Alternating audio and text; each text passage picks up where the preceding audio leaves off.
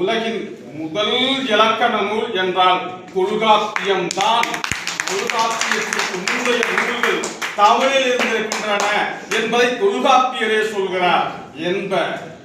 என்மனார் புலவர், நூலோர், எண்டிசனோர் என்று அந்த பட்டியல் நெல்கின்ற பொழுது தொல்காப்பியத்திலே 295க்கு மேற்பட்ட இடங்களிலே இப்படி சொல்லுகின்ற பொழுது 295க்கு மேற்பட்ட அந்த எடுத்துக்காட்டுகளை அவருக்கு முன்னால் இந்த மண்ணில் அறிஞர்கள் தமிழர்கள் பதித்து வைத்திருந்திருக்கிறார்கள் என்ற செய்தியை தொல்காப்பியரே சொல்லுகின்ற பொழுது அகத்தியரை எந்த இடத்திலும் குறிப்பிடவில்லை என்பது வரலாறு.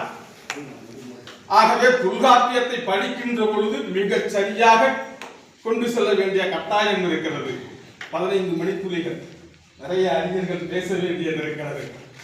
நான் தொல்காப்பியர் ஐயா அவர்கள் சொன்னவுடன் தொல்காப்பியம் கூறும் வாழ்வியல் நெறி என்று சொல்லிவிட்டேன்.